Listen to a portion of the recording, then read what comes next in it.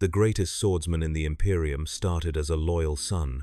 1,000 years of holy war transformed him into something else entirely. When Sigismund finally faced Abaddon the Despoiler, he wasn't fighting to win, he was fighting to show the galaxy what defiance truly means. I was there when they brought him into being. I was there when he died. In the endless march of millennia, my mechanical eyes have watched empires crumble and stars die. Yet of all the souls I have chronicled, none burned with such terrible purpose as Sigismund. This is not a tale of glory, though glory there was. This is not a tale of honor, though honor was its beginning. This is the accounting of faith transformed into obsession, of duty calcified into destiny.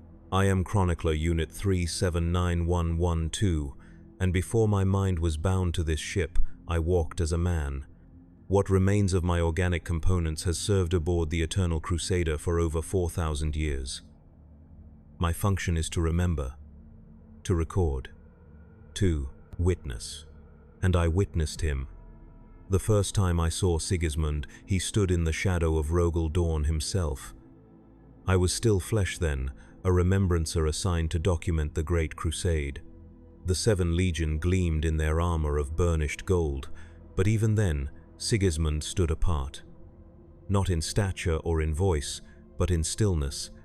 Where others moved, he remained perfectly poised, as if the universe rotated around him rather than he through it. His armor bore fewer honors than many of his brothers, yet none questioned his place at the right hand of the Primarch. I remember the cold precision in his eyes, not cruel but utterly devoid of hesitation. They called him the finest blade in the Imperium. Even then, a clinical assessment that failed to capture the terrible beauty of his violence. I once witnessed him in the training cages beneath the phalanx. 3 hours he fought without pause, against servitors and brothers alike. No wasted movement, no flair or performance. Just the mathematical certainty of death dealt with such economy it approached art.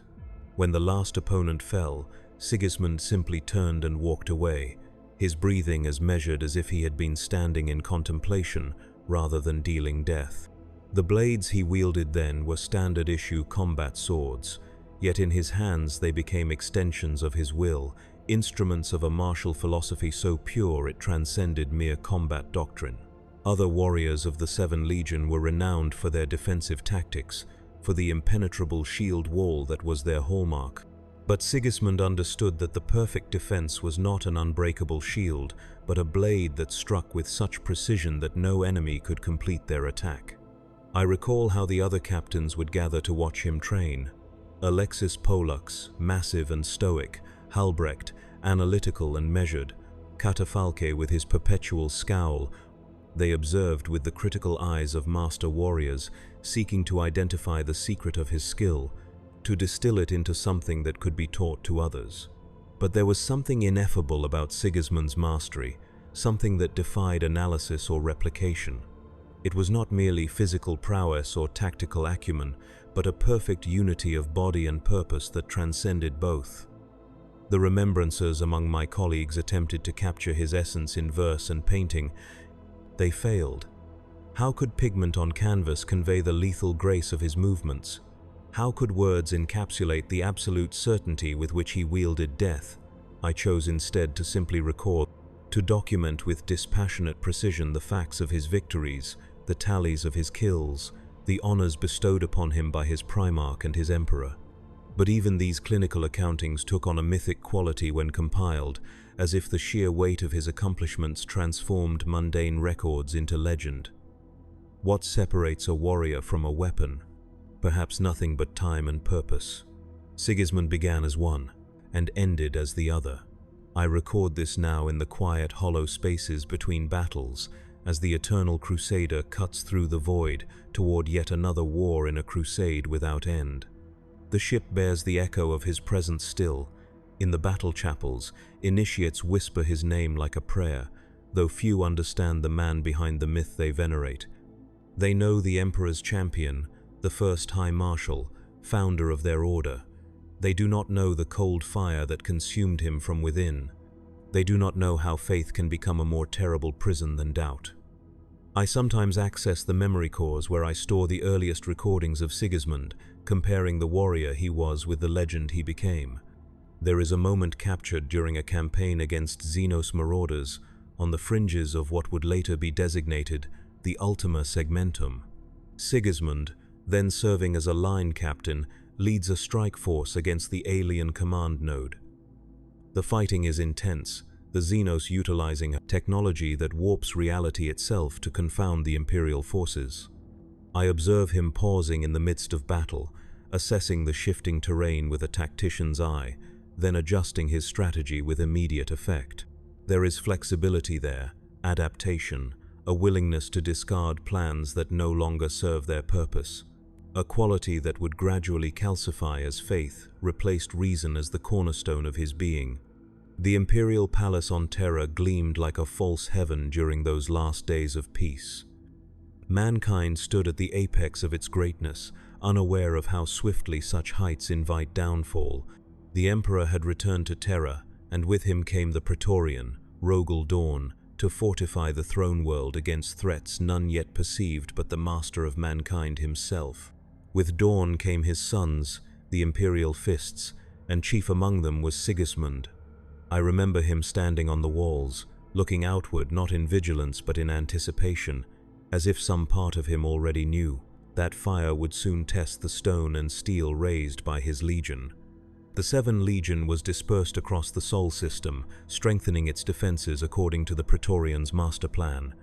Sigismund oversaw the fortification of the palace itself, his natural affinity for offensive action temporarily channeled into the creation of killing grounds and fire lanes, of choke points where future attackers would be funneled and destroyed. He drove the Imperial army units assigned to him with merciless efficiency, demanding standards that mortal men could scarcely meet. Yet they tried, pushed beyond their limits by the force of his expectations, becoming harder, sharper, more lethal under his command. It was during this time that I noted the first subtle shifts in his demeanor. The coldly efficient warrior began to display a philosophical bent previously absent from his character. He would spend hours in the palace libraries, studying ancient texts on warfare not for their tactical insights, but for their understanding of the warrior spirit. He began to speak of duty not merely as obligation to his legion and his emperor, but as a transcendent purpose that gave meaning to existence itself. Small changes, easily overlooked amid the frenetic activity of fortification, but significant in retrospect. The first hairline fractures in the foundation of reason upon which his martial excellence had been built. Then came the warrior woman, the one they called the Saint. WH40K, former remembrancer turned prophet of a faith that had no name yet. She moved through the palace like a flame, speaking of the Emperor not as a leader of men but as a divine being, an embodiment of mankind's spiritual potential. Most of the Imperial Fists dismissed her as a curiosity at best, a distraction at worst. But I saw Sigismund lingering at the edges of gatherings where she spoke, his expression unreadable but his attention absolute. Something in her words resonated with a question he had, not yet consciously formed, a void within him that tactical doctrine and martial prowess could not fill. The news of Horus' betrayal struck the palace like a physical blow. I was present when Rogel Dawn received the message from the War Master that would reveal his treachery. The Primarch, always stoic, became statue still, the data slate in his massive hand seeming to shrink as his grip tightened. But it was Sigismund I watched that day.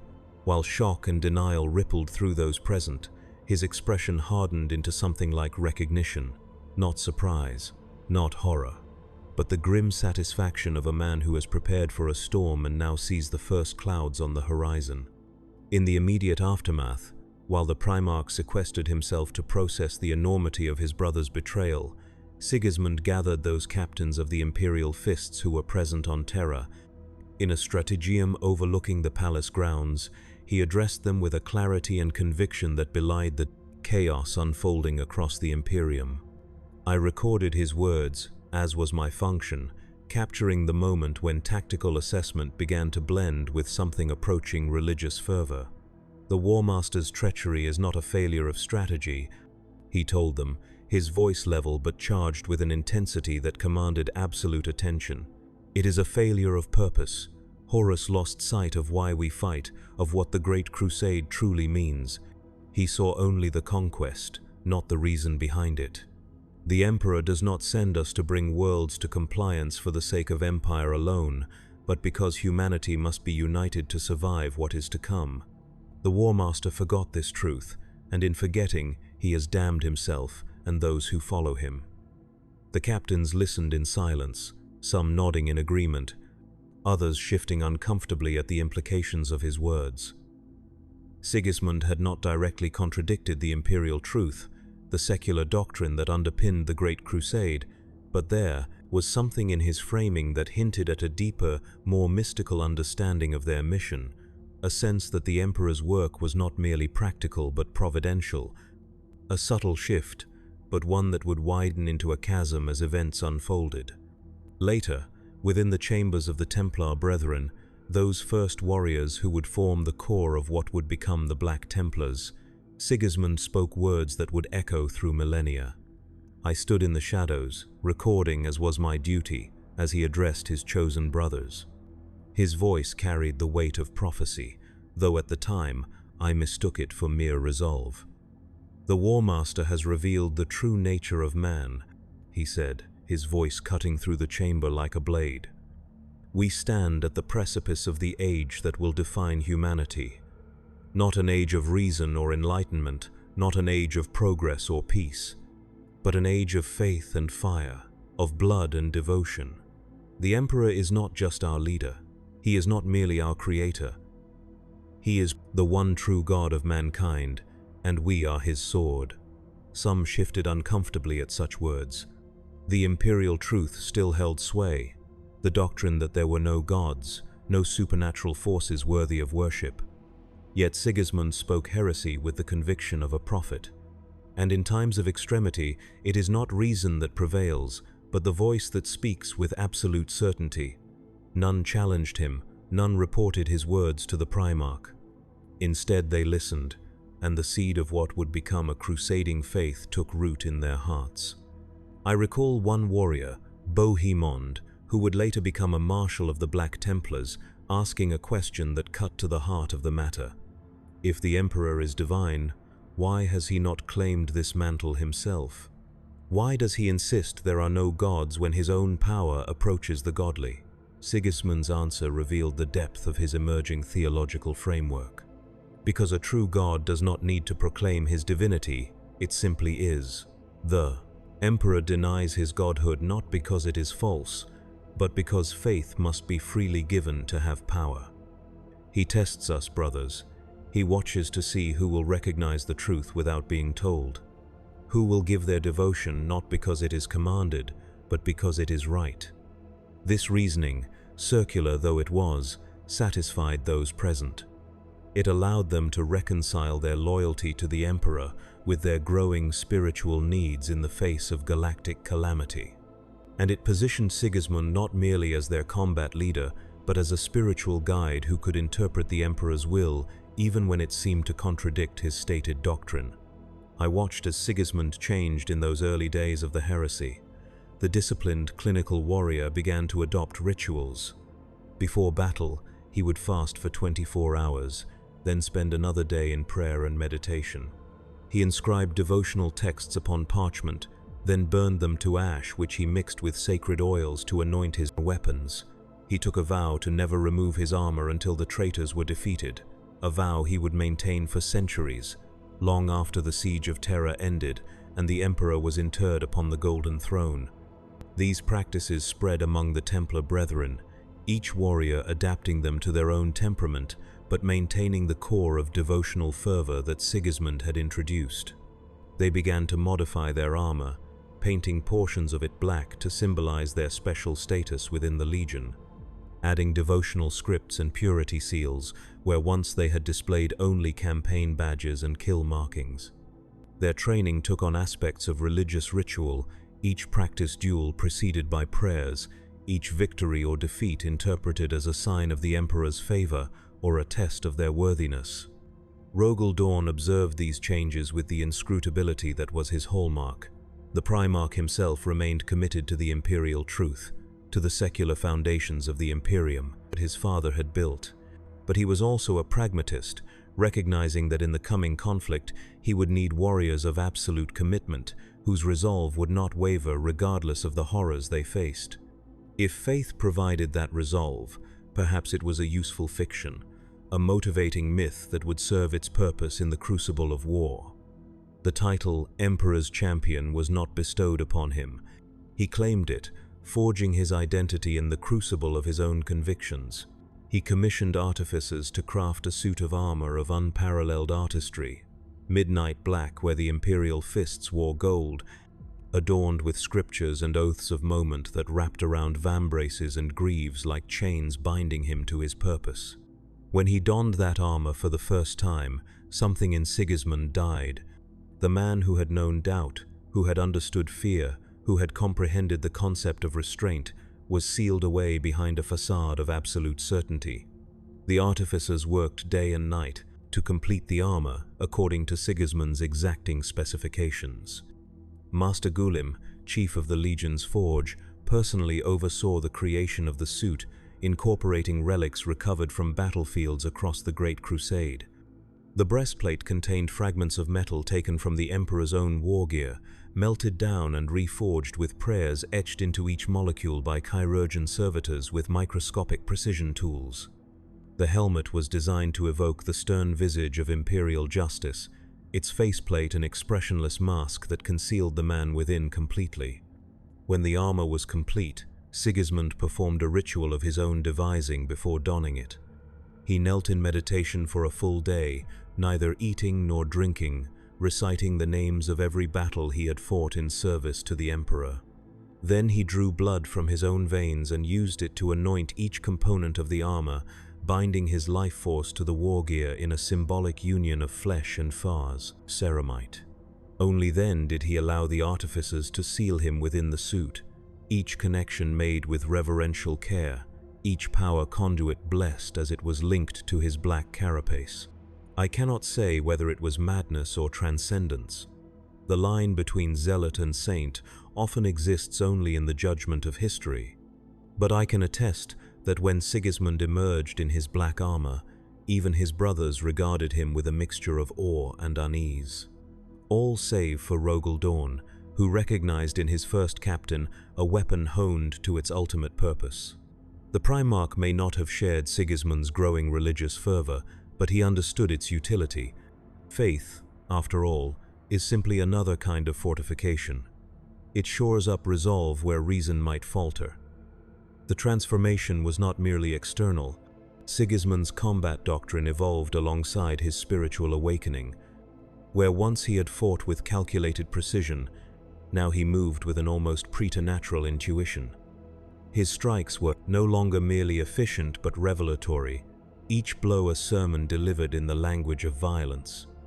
He spoke of combat as communion, of the killing stroke as absolution, of blood spilled as sacrament. The Templar Brethren adopted his philosophies, creating a martial culture intertwined with religious devotion that would eventually form the foundation of the Black Templars chapter. It was during this period that Sigismund began to gather specific warriors to his side, men whose temperaments resonated with his own evolving beliefs. Bohemond, whose question had revealed a mind already receptive to the concept of the Emperor's divinity. Cordan, whose stoic exterior concealed a soul in search of transcendent purpose. Heraclius, whose berserker fury found focus and direction in the rituals Sigismund prescribed. These and others would form the core of what would later become the leadership of the Black Templars, each chosen not just for their martial skill but for their spiritual potential. The day the traitor fleets appeared in the skies above Terra, I stood with the command staff in the Strategos chamber of the palace.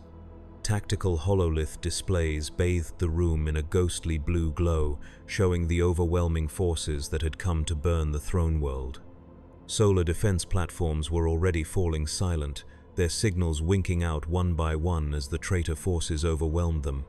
The Primarchs present, sanguineous with his wings folded behind him like a shroud, Jughatai Khan vibrating with contained energy, and Rogel Dawn, immovable as the walls he had built, studied the displays with the calm of demigods. It was Sigismund who spoke first, his voice carrying a certainty that seemed misplaced in the face of such odds. "They will break upon the walls of our faith," he said, and in that moment I saw something pass between him and the Primarchs. Not agreement, precisely, but recognition. In the darkness that was to come, cold reason would not be enough. They would need fire to match fire. They would need warriors who did not calculate odds but transcended them.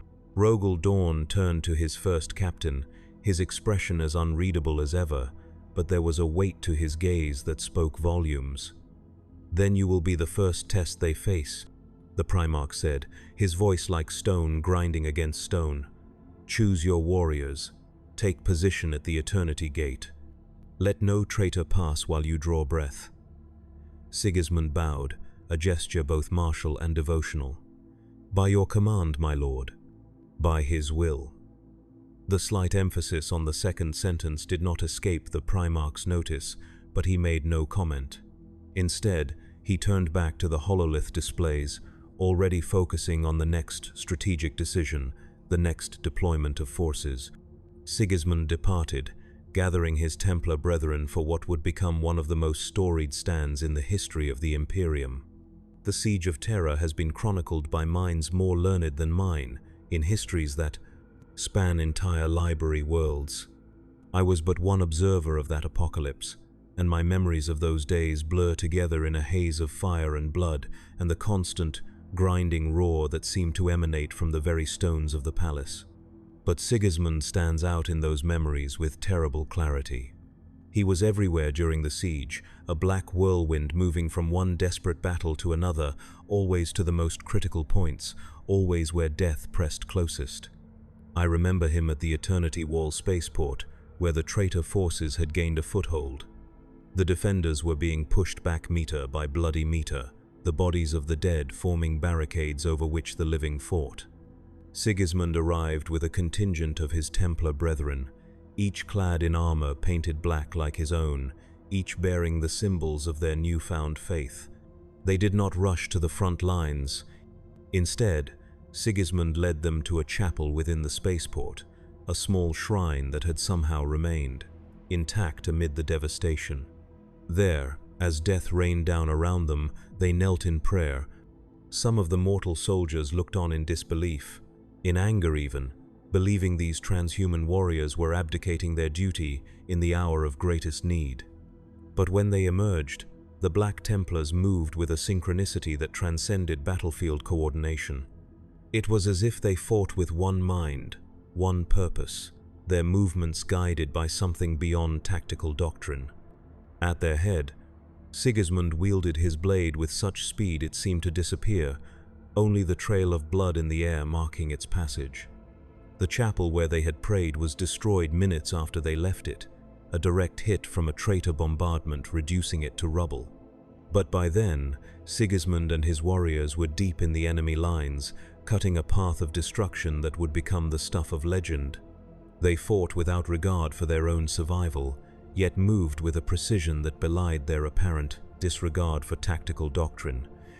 It was as if they operated on a plane of understanding beyond the conventional battlefield, seeing patterns and possibilities invisible to others. I saw him duel a champion of the traitor legions that day, a monstrous figure whose armor had been reshaped by the powers of the warp into a grotesque parody of the Astartes form. The creature wielded a maul that crackled with unnatural energies, each impact leaving reality itself bruised and bleeding. It bellowed blasphemies with a mouth that stretched too wide across a face that seemed to constantly shift and flow, but Sigismund did not flinch. He did not hesitate. He moved like water around the creature's brutal swings, his sword finding gaps in armor that should not have existed, drawing blood that steamed and hissed when it touched the air. The duel lasted 17 minutes by my chronometric count, though it seemed both shorter and longer to those who witnessed it. The traitor champion was no novice, warrior, no mere line fighter elevated beyond his capabilities by the gifts of chaos. He was a veteran of 100 campaigns, his skill honed over decades of warfare, now enhanced by the unnatural blessings of his dark patrons. Yet against Sigismund, he appeared almost clumsy, his attacks powerful but predictable, his defenses solid but insufficient. When the traitor champion fell, Sigismund did not acknowledge the victory. There was no moment of triumph, no recognition of his skill. He simply moved to the next enemy and the next, as if each kill was merely another prayer offered to his god emperor. By the time the spaceport was secured, his black armor was so thoroughly coated in gore that the devotional texts inscribed upon it were obscured. Only the white cross on his pauldron remained visible, a stark symbol of his faith rising above the carnage. Throughout the siege, the legend of the Black Knight grew. Imperial forces took heart when he appeared in their sector, believing his presence signified the emperor's attention and favor. The traitors learned to fear the sight of his midnight armor and the white cross emblazoned upon it. Commanders on both sides began to factor his movements into their strategies, as if he were a force of nature rather than one warrior among thousands. But to see him in those moments of quiet between battles was to understand that the man was being consumed by his own legend. I found him once in a half-ruined strategium, kneeling before a makeshift shrine he had constructed from battlefield debris. The icon at its center was not a traditional aquila or imperial seal, but a broken piece of ceramite, unmistakably a fragment of the emperor's own armor, recovered from some unknown engagement. Sigismund had arranged candles around it, their light reflecting off his armor as he knelt motionless in prayer. I am certain he knew of my presence, yet he did not acknowledge me. For hours he remained there, until a runner came with word of a new assault, and he rose without a word to meet it. What prayers did he offer in those dark hours? What promises did he make to the god he had decided to serve, even as that god denied such divinity? I cannot say, but I know that with each battle, with each kill, something of Sigismund the man was sacrificed upon the altar of Sigismund the symbol. He was becoming what the Imperium needed him to be, a figure of absolute faith in an age where certainty had become the most precious of commodities. The weeks of siege became months, the fighting unrelenting, the casualties mounting beyond calculation. The palace walls, masterpieces of fortification designed by Dawn himself, began to buckle under the relentless assault of traitor forces. The outer precincts fell one by one, the defenders forced to fall back to interior lines, abandoning ground that had been paid for with oceans of blood. Through it all, Sigismund and his black-armored warriors appeared wherever the fighting was fiercest, their presence often making the difference between defeat and a desperate holding action that bought precious hours for the overall defense. The toll on Sigismund himself was evident to those who served closely with him. Though his physical prowess showed no sign of diminishing, there was a consuming intensity to his actions that went beyond mere combat efficiency. He fought as if each engagement might be his last, as if only through the perfect expression of violence could he fulfill his purpose. The times between battles, once spent in tactical planning and equipment maintenance, now were given over entirely to prayer and ritual. He ate only what was necessary to sustain his enhanced physiology, slept only when his body could no longer function without rest, and spoke only to issue orders or to lead his warriors in devotional rites of his own creation. It was during this period that Sigismund began to develop the theological framework that would eventually form the core beliefs of Black Templars. In rare moments of relative calm, he would gather his closest warriors and expound upon his understanding of the Emperor's divine nature, of mankind's place in a hostile universe, of the sacred duty of the Astartes to serve as instruments of the master of mankind's will. These were not formal sermons, but rather explorations of a faith being forged in the crucible of war, each insight emerging from the blood-soaked reality of the siege. "We are not mere soldiers," he told them during one such gathering, held in the flickering light of a generatorium that provided power to the defense batteries of the Sanctum Imperialis. "We are not simply weapons, though we serve as both. We are the physical manifestation of his judgment, the extension of his will into a galaxy that has forgotten the meaning of justice. Each blow we strike is not just against the enemy before us, but against the very concept of defiance against his plan for humanity. When we kill, we do not merely end a life, we render a verdict upon that life, finding it wanting in the eyes of the only judge who matters. Such rhetoric would have been deemed dangerous heresy before the heresy itself began. Now, with the Imperium teetering on the brink of annihilation, with the secular foundations of the imperial truth revealed as insufficient bulwarks against the tide of chaos, these words found fertile ground in the hearts of warriors desperate for meaning amid the slaughter. The Templar brethren did not just listen, they internalized Sigismund's teachings, each warrior becoming not just a follower, but an evangelist who spread the creed to others within the legion. The final days of the siege are seared into the memory of all who survived them. The traitor Primarch Horus lowered the void shields of his battle barge, challenging the Emperor himself to face him. The master of mankind departed for that final confrontation, taking with him Sanguinius of the Blood Angels and Rogel Dawn. In their absence, the defense of the palace fell to others. Sigismund took command of a critical juncture where the walls had been breached, the traitor forces pouring through like a toxic tide. I observed from a command bunker as he organized the defense, his voice betraying no fatigue despite weeks of constant battle. He deployed his forces with a tactician's precision, yet his strategies bore the mark of his evolving philosophy. Where once he might have prioritized the preservation of forces and resources, now he spoke of martyrdom and sacrifice, of deaths that would inspire others to greater feats of valor. The defenders under his command fought with a fatalistic fury, knowing that retreat was not an option, that each meter of ground must be purchased with blood. Hold this line. He commanded a mixed force of imperial fists and army regulars, his voice cutting through the cacophony of battle like a blade. Not for strategic advantage, not for tactical necessity, but because he expects it of you. Because in this moment, on this spot, you are the fulcrum upon which the fate of mankind turns. Each second you buy with your blood is a second in which he works his will aboard the vengeful spirit. Die if you must, but die facing the enemy. Die with his name on your lips. Die knowing that your sacrifice has meaning beyond the comprehension of mortal minds. Such words should have seemed empty rhetoric in the face of the horror confronting them. The traitor forces included not just the corrupted Astartes of the renegade legions, but demonic entities whose very existence defied sanity, whose forms writhed with impossible geometries, and whose voices carried madness on every syllable. Yet the defenders rallied, mortal men standing shoulder to shoulder with transhuman warriors, all drawing strength from the absolute conviction radiating from the Black Knight who led them.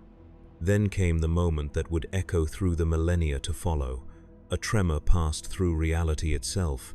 Every soul on Terra felt it, a psychic shockwave that transcended physical sensation. In that instant, we all knew, though none could have said how, that something momentous had occurred aboard the vengeful spirit. The traitor forces seemed to feel it too, their advance faltering as confusion spread through their ranks. Sigismund stood perfectly still amid the chaos, his head tilted as if listening to a distant voice. Then, with deliberate calm, he removed his helmet. It was the first time I had seen his face since the siege began. His features were gaunt, his skin pallid from weeks within his armor, but his eyes burned with an inner light that was almost painful to behold. He lifted his gaze to the sky, toward the distant battle barge where destinies were being decided. "He is no more," Sigismund said, his voice carrying a finality that brooked no argument. None needed to ask who he meant. And yet he endures. The mortal emperor is dead, the immortal god is born. How he knew of Horus's defeat, of the emperor's mortal wounding, I cannot explain. Perhaps it was simply the intuition of a warrior who had given himself wholly to faith. Perhaps it was something more, some touch of his god's power reaching out to the most devout of his servants. What matters is that in that moment of ultimate crisis, Sigismund became the voice of a new imperial creed. The mortal emperor was gone, but faith in him would endure. Indeed, it would become the foundation upon which a new Imperium would rise. The traitors broke soon after, their forces retreating from terror in disarray, but there was no victory celebration, no triumph. The Emperor was interred upon the golden throne, his physical form shattered beyond repair, sustained only by the ancient mechanisms of that arcane device and his own unfathomable will. Rogel Dawn emerged from that final confrontation changed, his stoic demeanor now tinged with a sorrow that seemed to reach to the very core of his being. And it was to Sigismund that he turned when the question of pursuing the retreating traitors arose. In the strategium of the imperial palace, now serving as a council chamber for the leaders of the shattered Imperium, I watched as primarchs and lords debated the course of action. Some argued for consolidation, for securing what remained of the Emperor's realm before attempting to reclaim what was lost. Others counseled aggressive pursuit, striking while the traitor forces were in disarray. Rogel Dawn listened to all with the grave attention that was his hallmark, but his eyes kept returning to Sigismund, who stood silent at the edge of the gathering. Finally, the Primarch spoke directly to his first captain. "What would you do, Sigismund?" The chamber fell silent. For a Primarch to seek the counsel of an Astartes, even one as renowned as Sigismund, was unusual. But in that moment, it seemed right. Sigismund had become more than a space marine. He had become the embodiment of a new kind of warfare, one fought not just with bolter and blade, but with faith and fury. "The traitors must never know peace," Sigismund replied, his voice carrying the weight of an oath. "Not in this life or the next.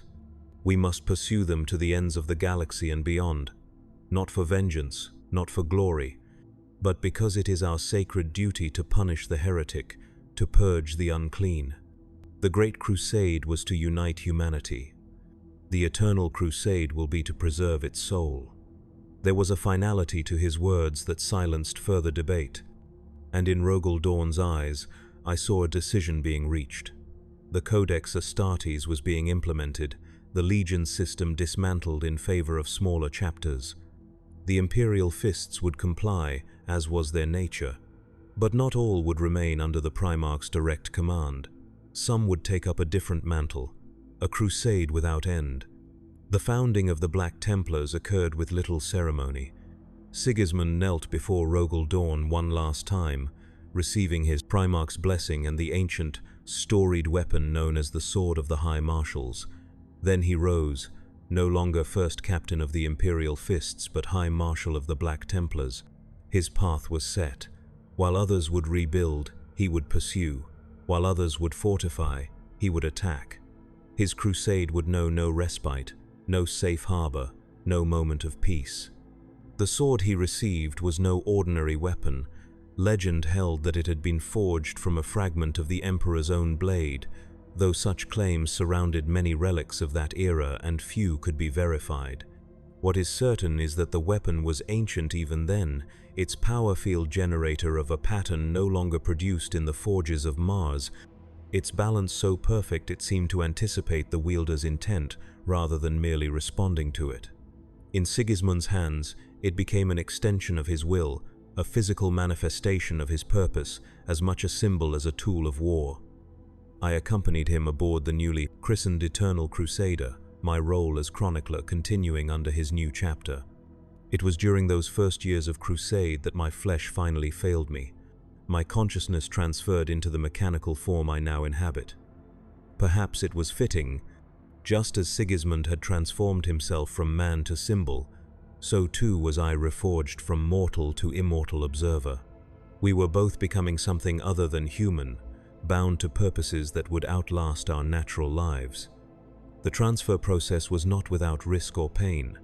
The bulk of my organic brain was carefully excised and placed within a nutrient bath, connected by a web of microfine wires to the augmented cogitator core that would become my new home.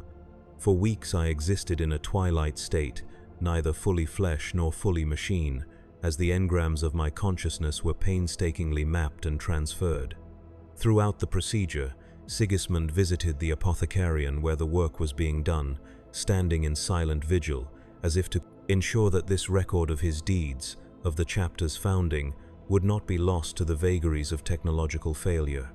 When the process was complete, when I awoke to full awareness in my new form, It was Sigismund who first addressed me. "You have transcended the weakness of flesh," he said, his voice neither congratulatory nor sympathetic, but simply acknowledging a fact. "Now you will witness the crusade not for years or decades, but for centuries. You will record our victories and our sacrifices for generations yet unborn. Through you, the truth of our purpose will endure when all who now live are dust." In that moment, I understood that I had become more than a simple chronicler. I was now a living archive, a repository of the chapter's history and doctrine, a touchstone to which future Black Templars could connect to understand the will of their founder.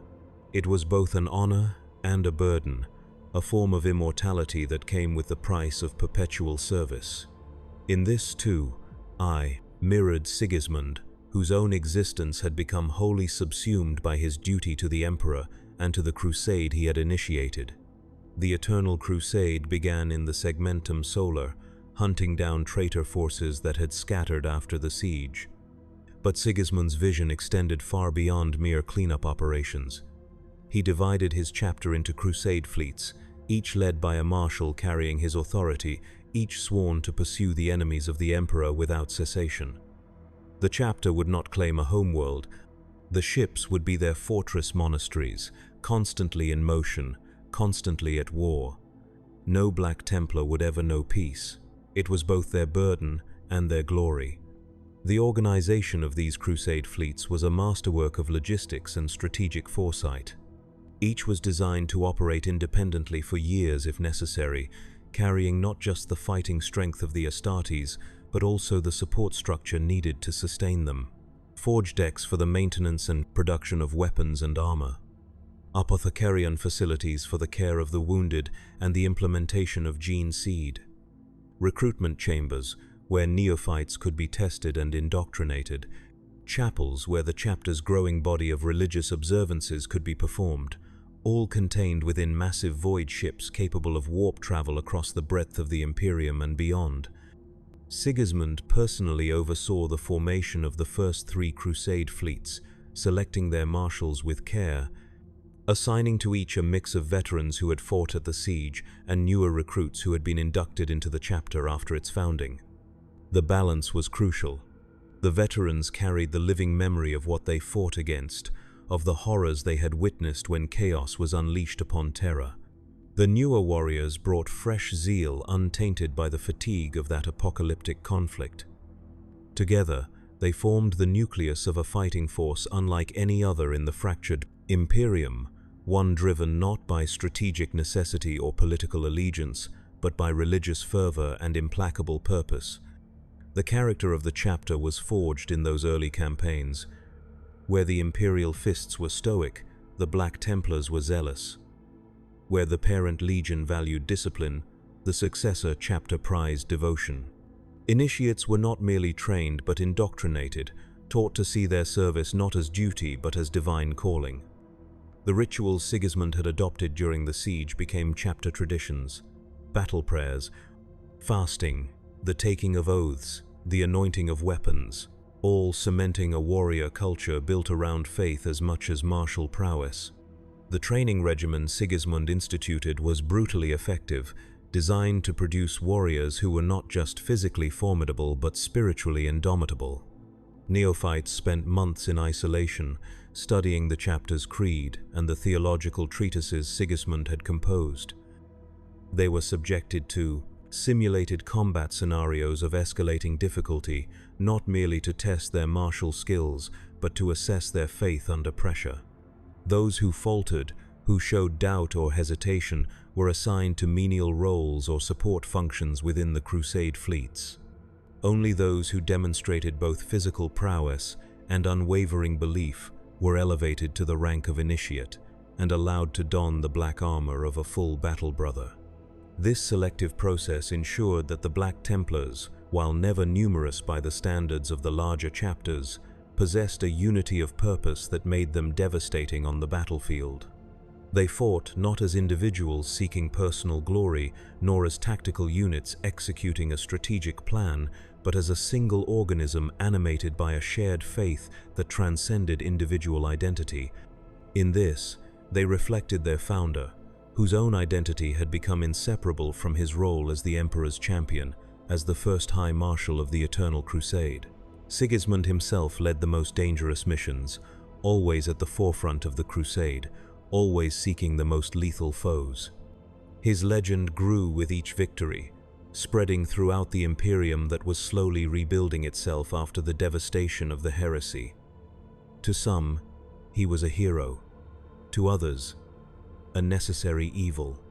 But to his brothers in the Black Templars, he was living proof of their creed. Devotion to the Emperor could transform a mere warrior into something transcendent. Faith could overcome any obstacle, defeat any foe. I recorded the aftermath of one particularly brutal campaign against a coalition of Xenos raiders who had taken advantage of the Imperium's weakness to establish a foothold in what had once been firmly held human space. The fighting had been savage, the Black Templars forced to adapt their tactics to counter the alien technology that seemed specifically designed to negate the advantages of Astartes' physiology and equipment. Many brothers fell, their gene seed, recovered at great cost from battlefields saturated with Xenos toxins that corroded ceramite and flesh alike. In the aftermath, as the chapter performed the rites for their fallen, Sigismund addressed the survivors in the great chapel of the Eternal Crusader. His armor bore the marks of the recent conflict, deep gouges and acid burns that the artificers would labor for weeks to repair.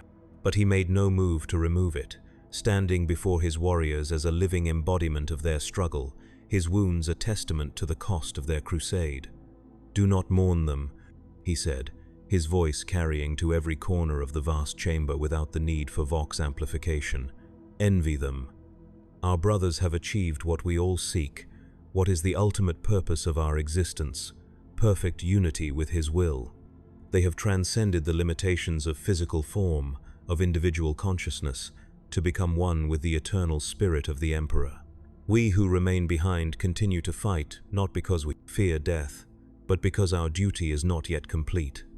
One day, when the galaxy has been cleansed of every heretic, every Xenos, every trace of chaos, we too will join our brothers in that perfect communion. Until then, we fight, we suffer, we endure, not for victory. For victory implies an end to struggle. We fight for the fight itself, for the purifying nature of combat, for the clarity that comes only in the moment when blade meets flesh and faith meets doubt."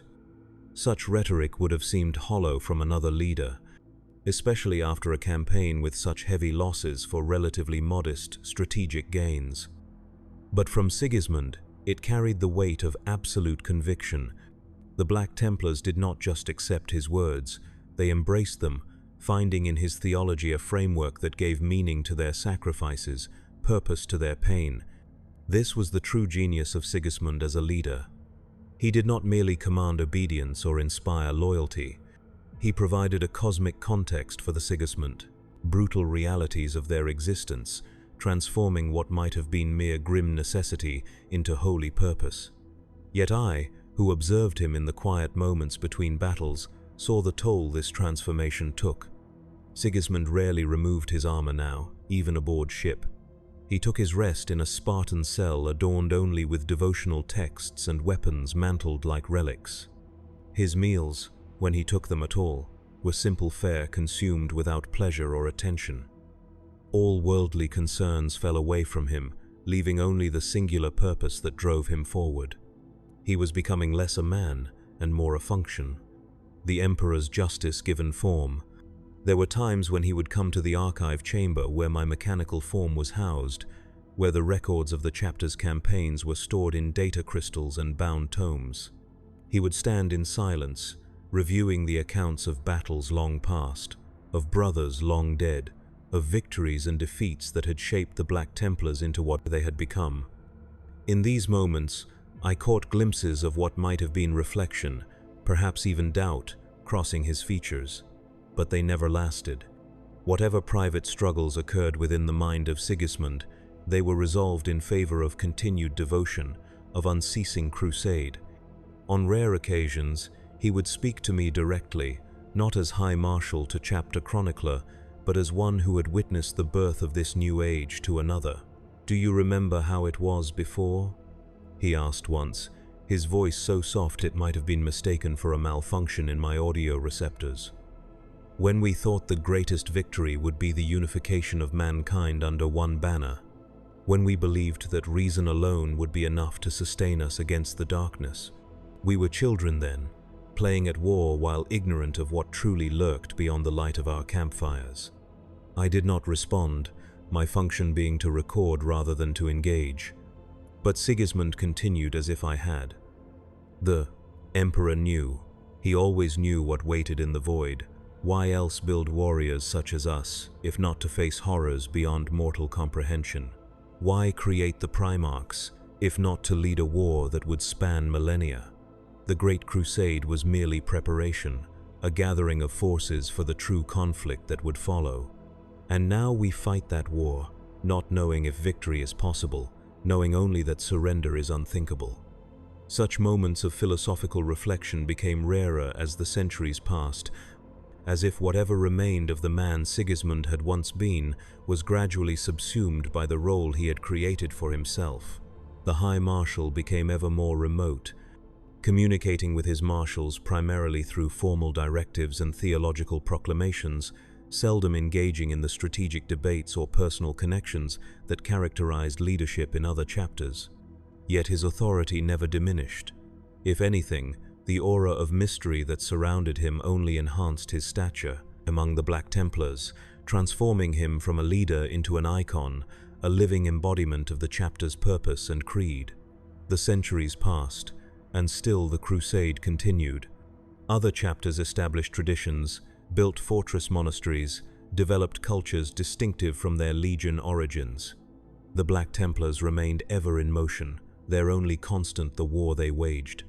Their ranks swelled beyond the 1,000 warriors prescribed by the Codex, for who could count a chapter that was scattered across the stars in 100 different crusades?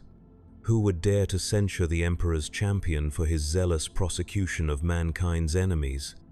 As the Imperium settled into the form it would hold for millennia to come, as the High Lords of Terror consolidated their authority and the ecclesiarchy rose to prominence, the Black Templars found themselves in an unusual position.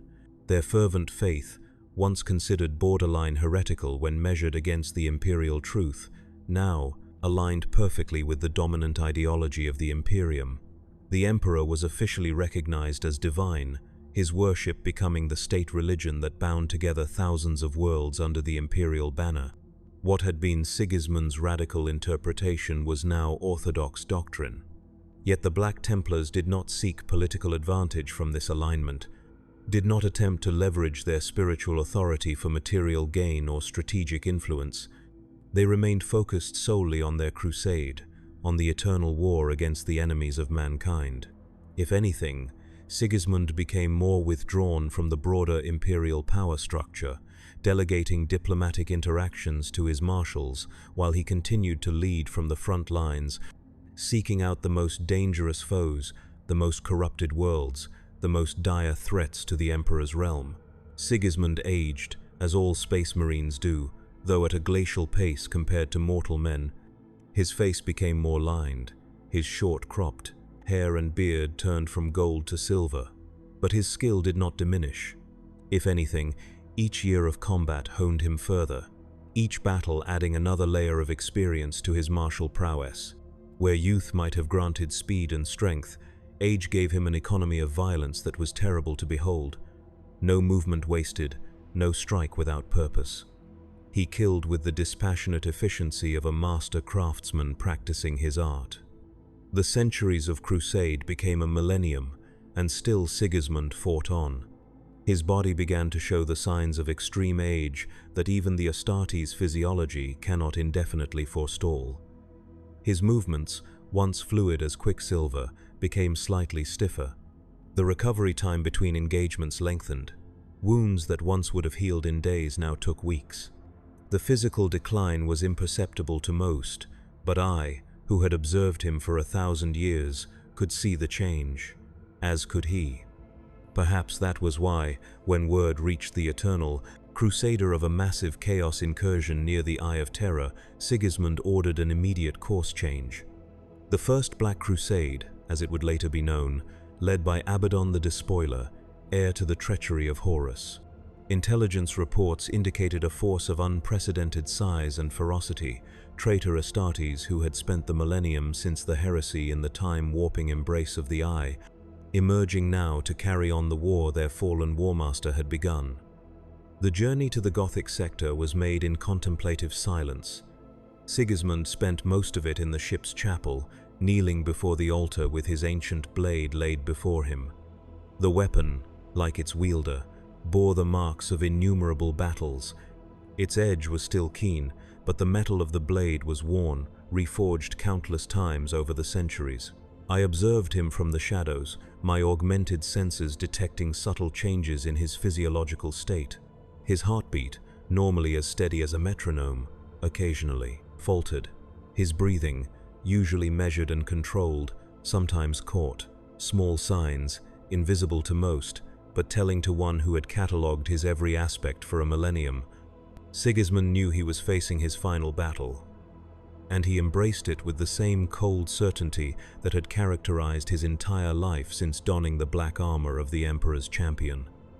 During this journey, he composed what would later become known as the Last Testament of Sigismund, a document that would be preserved in the archives of the Black Templars and studied by generations of warriors yet unborn. It was not a tactical treatise or a strategic assessment of the coming conflict. It was a theological reflection, a distillation of the faith he had forged over a millennium of warfare. In it, he spoke not of victories or defeats, not of specific campaigns or foes, but of the nature of the war the Black Templars waged and would continue to wage long after he was gone. The struggle is eternal. P. wrote in a hand that had become spidery with age but lost none of its precision. It does not end with the death of any single enemy, with the liberation of any single world, with the passing of any single warrior. It continues across time and space, a constant that defines human existence in this hostile universe. We fight not for peace is a lie that would leave us vulnerable to the predations of the warp and the Xenos. We fight not for victory, for final victory would mean the end of purpose, the end of meaning.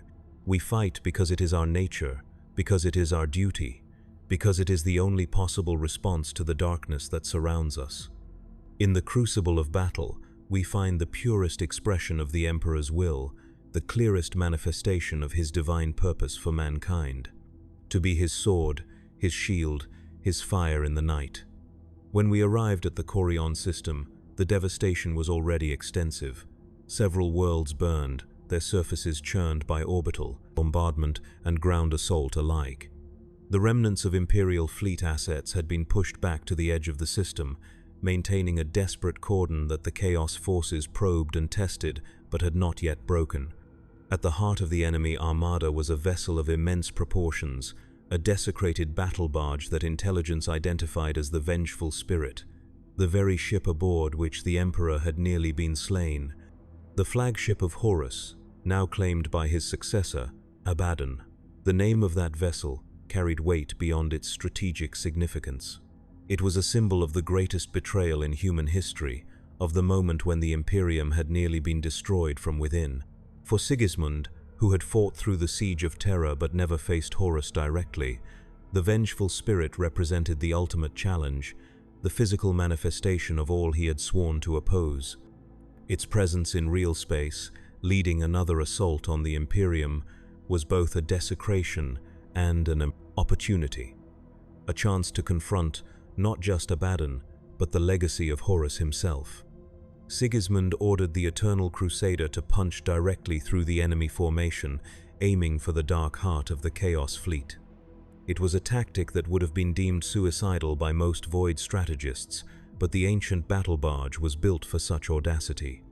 Its reinforced prow split traitor vessels like a blade through flesh, its weapon batteries clearing a path through the smaller ships that attempted to swarm it.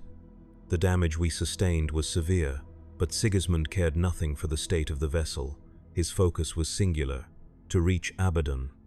to face the heir of Horus as he had never had the chance to face the War Master himself. The Void battle was a symphony of destruction, a dance of warships through the darkness between worlds, each maneuver calculated to bring maximum firepower to bear while minimizing exposure to enemy weapons. The Eternal Crusader was not a subtle instrument. It was a hammer wielded with terrible purpose, driving straight for its target regardless of the cost. Ships burned in our wake, both enemy and ally, as the single-minded determination of Sigismund was translated into void tactics of stunning simplicity and devastating effectiveness. We broke through to the relative calm at the center of the Chaos formation, finding ourselves in weapons range of the vengeful spirit itself. The traitor flagship turned its massive guns upon us, but Sigismund had already moved to the teleportarium chamber. A strike force had been assembled, 100 of the most veteran Black Templars, each one a warrior who had fought in dozens of campaigns. They would teleport aboard the enemy vessel, fight their way to Abaddon, and end the Black Crusade by removing its head. The selection of this strike force had not been left to chance or mere seniority. Sigismund had personally chosen each warrior, not based solely on combat prowess or tactical acumen, but on a quality harder to define, but instantly recognizable to one who embodied it so completely. Faith.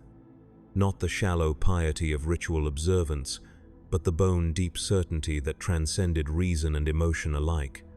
These were warriors who, like their High Marshal, had transformed themselves from men into weapons, who had surrendered individual identity in favor of becoming instruments of the Emperor's will. Before he stepped onto the teleport pad, Sigismund turned to me. It was a rare acknowledgement of my presence. For centuries he had allowed me to observe and record without comment, as if I were merely another fixture of the ship rather than a conscious entity. But now he fixed me with eyes that had seen a millennium of war and spoke words I have preserved with perfect recall. "Record it all, chronicler," he said, his voice a rough whisper that nonetheless carried the authority of ages.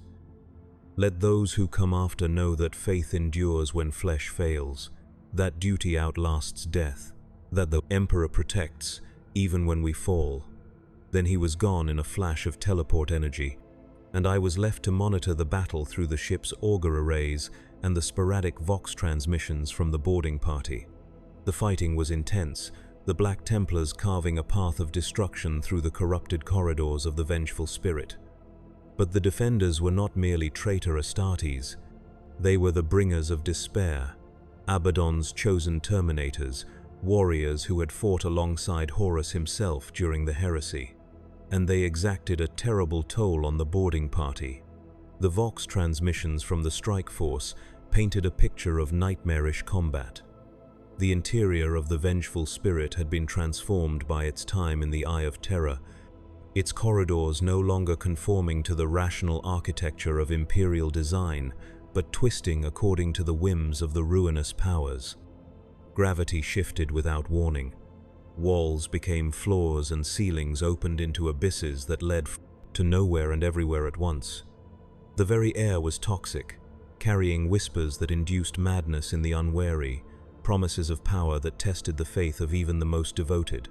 Through this hellscape, the Black Templars fought with the single-minded determination that was their hallmark. Each step forward was purchased with blood, each junction secured at the cost of brothers who fell to wounds that defied the laws of physics and biology alike. But always they pressed on, driven by the implacable will of Sigismund, who led from the front, his ancient blade carving a path through flesh and reality toward the heart of the vessel where their quarry awaited. Of the 100 who teleported aboard, barely a dozen reached the command deck where Abaddon awaited. And at their head was Sigismund, his ancient armor bearing fresh damage, his movements slowed by wounds sustained in the fighting, but his purpose undiminished. The Vox feed from his armor showed Abaddon rising from a throne, fashioned from the melted weapons of fallen loyalists, a massive figure in Terminator plate adorned with trophies of 10,000 atrocities. In his hand was Drachnion, a sword that was more than a weapon, a blade that contained a bound daemon of incredible power. Abaddon was not as Sigismund remembered him. The first captain of the Lunar Wolves had been a formidable warrior, to be sure, but still recognizably human in his proportions and demeanor. The being that rose to face them now was something more and less. His armor had melded with his flesh, the boundaries between the two blurred by the warping influence of the warp. His face was a mask of scars, his scalp bare save for the top knot that had been his signature even before the heresy. But it was his eyes that revealed the greatest change.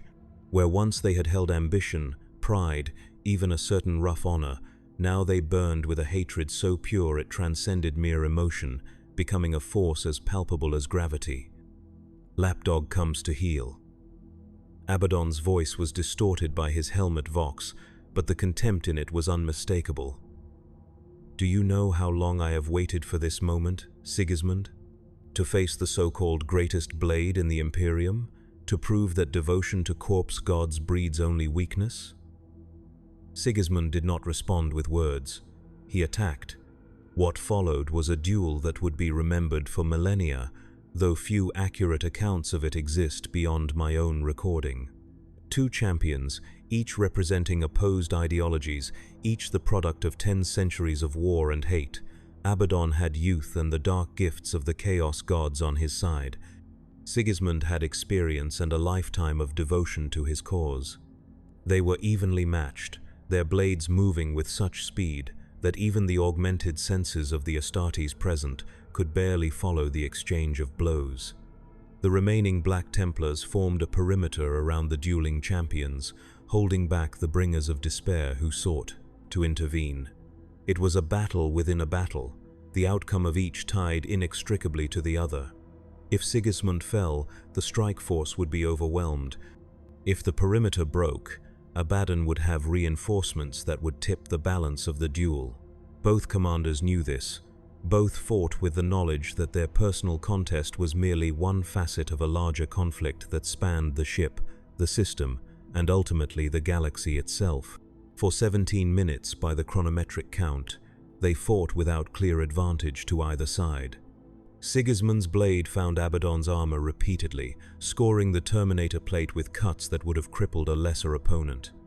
Drachnien, in turn, came within millimeters of ending the High Marshal multiple times, only his preternatural reflexes allowing him to avoid or parry blows that carried not just physical force but spiritual corruption.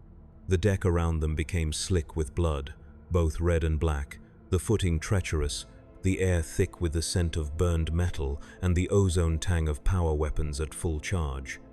But time and wounds told. Sigismund, already bleeding from injuries sustained in the approach, began to slow. His parries came a fraction of a second too late. His counters lacked the killing power needed to penetrate Abaddon's Terminator plate, and eventually, the inevitable occurred. Drachnien found a gap in Sigismund's guard, the daemon's sword punching through his armor and into his primary heart. The Black Templar staggered, but did not fall. Instead, with the last of his strength, he drove his own blade into Abaddon's chest. Not a killing blow, but a wounding one, piercing the War Master's air just as he himself had been pierced. For a moment, they stood locked together, two enemies transfixed upon each other's blades, neither willing to be the first to fall. Abaddon spoke again, his voice now a wet growl as blood filled his throat. "You have lost, old man. Your Imperium crumbles. Your Emperor is a rotting corpse on a throne of lies. What was it all for? 1,000 years of crusade, and what has it gained you?" Sigismund's response, captured by his armor's vox and transmitted to the Eternal Crusader, was clear despite the damage to his systems. "You still do not understand, even after all this time. It was never about victory." "Then what?" Abaddon demanded, twisting his blade deeper into Sigismund's chest.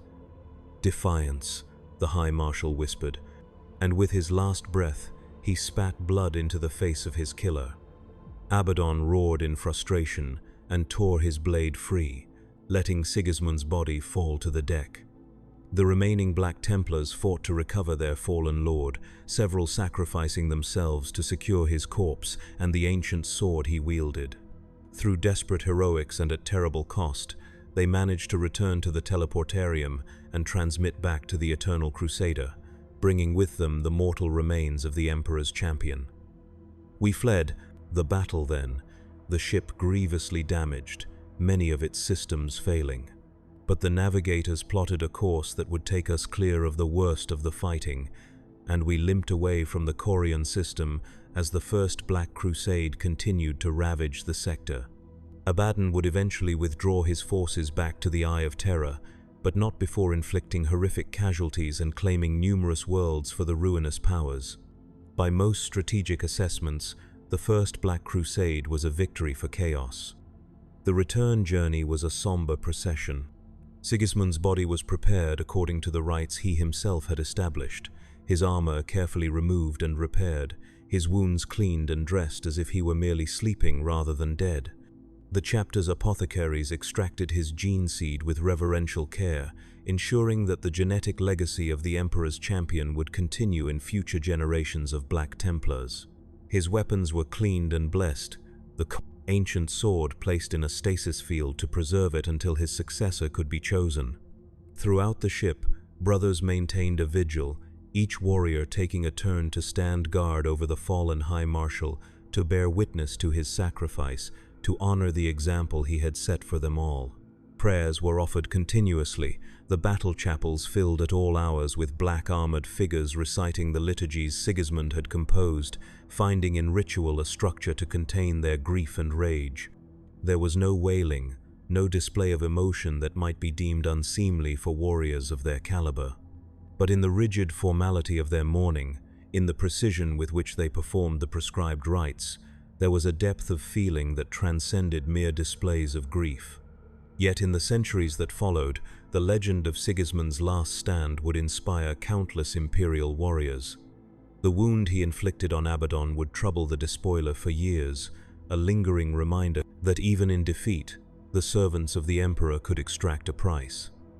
And the Black Templars, far from being diminished by the loss of their founder, were galvanized. The second High Marshal, Sigismund's chosen successor, would lead the chapter to even greater crusades, their numbers swelling as more and more warriors were drawn to the legacy of the Emperor's champion. The succession had been determined long before the final battle. Sigismund, ever the strategist despite his increasing religious fervor, had designated Bohemond as his heir apparent, grooming the younger warrior to assume leadership when the time came. Bohemond had absorbed not just the tactical doctrines and organizational principles that guided the Black Templars, but the spiritual philosophy that gave those practical matters their meaning. He was not Sigismund, could never replicate the unique combination of martial prowess and religious vision that had defined the first High Marshal. But he was a worthy successor, one who understood that his role was not to replace Sigismund, but to continue his work, to maintain the momentum of a crusade that had been set in motion by a will stronger than his own. I remained aboard the Eternal Crusader, my function unchanged despite the passing of the one whose deeds I had primarily recorded. High Marshals came and went, each adding to the chapter's glory, each honoring the traditions Sigismund had established. And I observed them all, comparing each to the standard set by the first, finding all of them worthy warriors but none who quite captured the terrible purpose that had driven Sigismund. In the centuries that followed, the story of Sigismund's duel with Abaddon would be told and retold, embellished with each telling until it achieved the status of sacred myth. In some versions, Sigismund defeated a dozen Chaos champions before facing the despoiler. In others, he wounded Abaddon so grievously that the traitor had to be dragged back to the Eye of Terror, clinging to life. The truth, as always, was both more mundane and more profound. One warrior, past his prime but unyielding in his faith, facing an opponent who should have overwhelmed him with ease, managing, through skill and devotion, to wound his enemy even as he fell, a small victory in a larger defeat, but a victory nonetheless. The sword of the High Marshals was recovered and passed to Sigismund's successor, though none would wield it with quite the same deadly grace as its first master. His armor, too badly damaged to be repaired, was preserved in the reclusium of the Eternal Crusader, a relic of the chapter's founding that would inspire generations of Black Templars yet unborn. And his body, after the proper rites had been observed, was committed to the void as tradition demanded. The Emperor's champion returned to the stars from which all men are ultimately born, but the crusade he began never ended. The Black Templars continued their eternal war, spreading across the galaxy, in crusade fleets that brought the Emperor's justice to countless worlds. Their faith, first kindled by Sigismund during the darkest days of the Horus heresy, burned ever brighter with each passing century. While other chapters faltered or fell, while the Imperium itself endured challenges that threatened to tear it apart, the sons of Sigismund remained true to their purpose: war without end, devotion without limit, faith without doubt. Now, millennia after his death, I still serve aboard this ancient vessel, my mechanical systems maintained by generations of tech marines who know nothing of the man I once was. I am as much a relic as the artifacts in the ship's reclusium, a living record of a time that has passed into legend. Of all who now serve aboard the Eternal Crusader, only I remember Sigismund as he truly was. Not the saint that chapter legend has made him, but the man. The warrior who transformed himself into a weapon through the force of his own will, who forged his faith into a blade sharper than any steel. The Black Templars have changed over the millennia, as all things must. Their rituals have evolved, their beliefs shaped by the experiences of countless crusades across the breadth of the Imperium and beyond. But at their core, they remain as Sigismund made them. Warriors who find purpose in faith, who seek battle not as an end in itself but as a form of devotion, who believe, with unshakable conviction, that the universe is not a place of random chance and meaningless suffering, but a crucible in which mankind's soul is tested and purified through hardship. When new initiates join the chapter, part of their indoctrination involves hearing the tale of Sigismund's final battle. They learn of how the first High Marshal, ancient even by the standards of the Astartes, faced the heir of Horus and wounded him even as he fell. They are taught that this is the epitome of what it means to be a Black Templar, not to seek victory at all costs, but to remain defiant until the end, to recognize that in a galaxy of such vastness, where the enemies of mankind are beyond counting, strategic victory may be impossible, but moral victory, the triumph of the human spirit over despair and corruption, is always within reach. This lesson is imparted not just through words, but through ritual reenactment.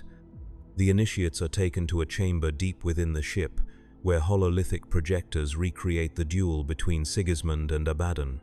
They witness the exchange of blows, the wounds sustained by both combatants, the final exchange that left the High Marshal dead but unbowed. The simulation is adjusted to account for the embellishments that have accrued to the tale over the centuries, presenting a version that is more myth than history, more symbol than fact. But the core truth remains the same. In his final moments, Sigismund embodied the ideal to which all Black Templars aspire: absolute devotion, expressed through defiance in the face of inevitable defeat. I have seen countless Black Templars live and die by this creed. I have recorded their deeds, preserved their names in the chapter's archives, watched as they strove to live up to the example set by their founder. Some achieved great glory, others met ignominious ends on nameless worlds, but all, in their own way, carried forward the legacy of Sigismund, the belief that faith can transcend death, that duty can outlast defeat, that purpose can transform a mere warrior into something approaching the divine. In my archives, I still have the recording of Sigismund's final words to Abaddon, that simple, defiant statement that encapsulated everything he stood for. Not victory, but defiance. Not the triumph of arms, but the unyielding human spirit that refuses to bow even in the face of overwhelming odds. It is this spirit that animates the Black Templars to this day, that drives them to continue their endless crusade across a galaxy that grows ever darker, ever more hostile to the light of human civilization. And I wonder sometimes, in the quiet moments between battles as the Eternal Crusader cuts through the void toward yet another war, whether Sigismund found what he was seeking in that final confrontation. Not victory. He was too pragmatic a warrior, even in his zealotry, to believe he could defeat the champion of chaos in his own stronghold. But perhaps a kind of completion, the closing of a circle that began when he first donned the black armor of the Emperor's champion and set himself apart from his brothers. Sigismund's life was one of transformation. From exemplary warrior to living symbol, from dutiful son to zealous crusader, from man to myth. Each step of that journey was a conscious choice, a deliberate sacrifice of some portion of his humanity in service to a greater purpose. By the end, there was little left of the man who had once stood at Rogel Dawn's right hand. Only the weapon remained, honed to its final keenness, ready for the hand of destiny to wield it one last time. And perhaps that is the true legacy of Sigismund. Not just the chapter he founded, not just the crusade he began, but the example he set of absolute dedication to a cause. In an age where certainty has become the rarest of commodities, where the Imperium is besieged on all sides by enemies without and corruption within, such single-minded purpose is both inspiring and terrible to behold. It offers a kind of clarity that few in this benighted millennium can achieve. A life without doubt, without hesitation, without regret. The Eternal Crusader continues its endless journey through the stars, carrying the sons of Sigismund to war after war, and I remain, watching, recording, preserving the memory of a warrior who became legend, who showed that faith could be forged into a weapon as deadly as any blade, who proved that even in defeat, defiance could sow the seeds of future victory. In a galaxy where darkness presses in from all sides, where the enemies of mankind multiply beyond counting, where the Emperor himself is bound to a slowly failing golden throne, such defiance may be all that stands between humanity and extinction. The stubborn refusal to yield, to compromise, to accept defeat. The willingness to fight on when all hope seems lost, when victory is impossible, when death is certain, not for glory, not for reward, but because it is right, because it is necessary, because it is the only choice a true servant of the Emperor can make. Sigismund understood this truth a millennium before the rest of the Imperium grasped it. He saw, with a clarity born of absolute faith, that mankind's future would not be one of progress or enlightenment, but of endurance, of holding fast against the encroaching night, of fighting not to advance, but merely to survive. And in that understanding, he transformed himself into the perfect warrior for such an age, unyielding, uncompromising, unbowed. The Black Templars honor his memory, not just with words or rituals, but with deeds. Each crusade they undertake, each battle they fight, each victory they win, and each defeat they endure, all form part of the living monument to their founder. The Emperor's champion may have fallen, but his spirit lives on in every warrior who dons the black armor and takes up the sword in his name, who fights without hope of final victory, but with the certainty that the fight itself is what matters. In the grim darkness of the far future, where there is only war, such certainty may be the greatest gift one can possess. And it was Sigismund's final gift to the Imperium he served for 1,000 years. The knowledge that even in the face of inevitable defeat, defiance remains a victory of its own kind, a triumph of the human spirit over despair, of faith over doubt, of duty over death itself. I, Chronicler Unit 379112, record this testament so that the truth may endure alongside the legend, so that those who come after may know not just the mythic figure that chapter tradition has created, but the man who chose to become a weapon in service to his God, who forged his faith into a blade that would outlast his mortal form, who showed that in an age of darkness, it is not hope that sustains us, but purpose, not optimism, but resolve, not the promise of victory, but the refusal to acknowledge defeat. Sigismund, the Emperor's champion, the Black Knight of Dawn, the first High Marshal, a warrior who lived without fear and died without regret, whose legacy endures in the chapter he founded and the crusade that bears his name, who proved, with his final defiant breath, that faith can transcend death itself. The stars grow cold, the galaxy burns, the enemies of mankind gather for the final assault on all that remains of the Emperor's vision, And still the Black Templars fight on, bearing the standard first raised by Sigismund 100 centuries ago. Still they hold to the creed he established in those dark days after the siege of terror. Still they find purpose in devotion, strength in faith, victory in defiance. For that is the final truth Sigismund understood. In a war without end, against enemies beyond counting, it is not the outcome of any single battle that matters, it is the willingness to fight at all. To stand unbowed before the darkness, to proclaim with blade and bolter and blood that humanity will not go quietly into the endless night, but will rage against it until the last star falls. Sigismund is gone, but the blade he forged in the crucible of his faith will never die.